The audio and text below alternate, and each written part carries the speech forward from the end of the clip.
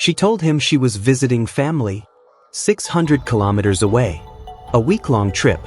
But when he checked social media, there she was laughing, flirting, enjoying herself with her ex. That's when he realized, betrayal wasn't just a feeling, it was a plan she executed perfectly. But he had a plan of his own. If you've ever been cheated on, disrespected, or underestimated, hit that subscribe button now. Like this video, and stick around for a story where justice isn't just served, it's meticulously crafted. Let's dive in. My buddy, let's call him Jake, was in a relationship that had started with excitement, promise, and laughter. But over time, cracks formed.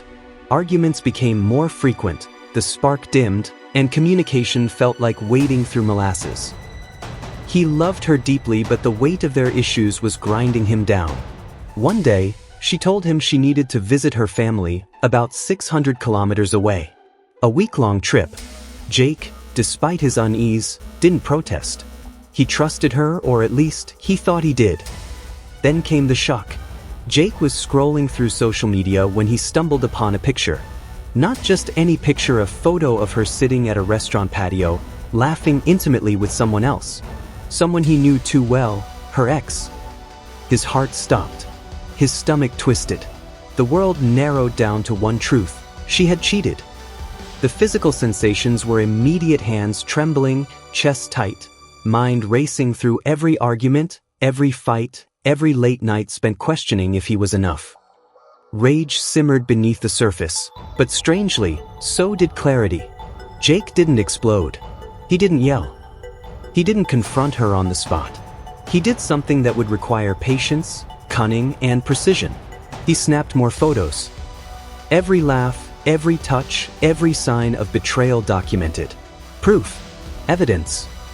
Something that would fuel not just his anger, but his carefully crafted response. Jake was renting a place on a month-to-month lease. She wasn't on the lease. This detail, this tiny legal nuance, was the key. He realized he had the upper hand.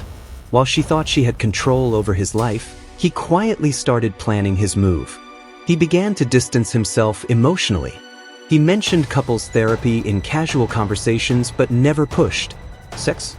Rarely an option, not that she cared, apparently. Nights she claimed to be crashing at friends' places? He simply said, okay, not because he was blind, but because he was focused. He coordinated with his landlord, a reasonable man who would later play a pivotal role. Together, they worked out logistics. New tenants could see the apartment only when she was away. Jake carefully aligned timing, ensuring her absence was never a complication to his plan. Every night, Jake felt the storm inside him. Sleepless nights, pacing his room, visualizing every step of the execution. He imagined the final confrontation, her realization, the humiliation, but he tempered his eagerness with discipline. He wouldn't act impulsively. Justice, he understood, had to be precise. Move day came. Early in the morning, the moving crew arrived. Boxes, tape, the familiar hum of packing. Jake was calm. Too calm. When she asked what was happening, he handed her copies of the photos he had taken. There was no rage, no shouting, just undeniable evidence. The landlord, standing nearby, laid it out clearly. She had until midnight to remove her things.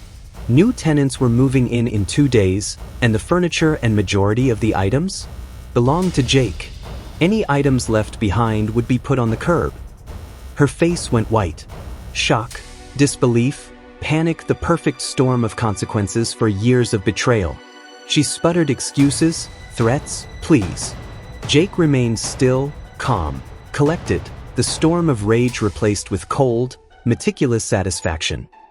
He watched her pack like a ghost observing the living, snapping one last photo, her belongings in a massive pile in the main room, all the furniture his.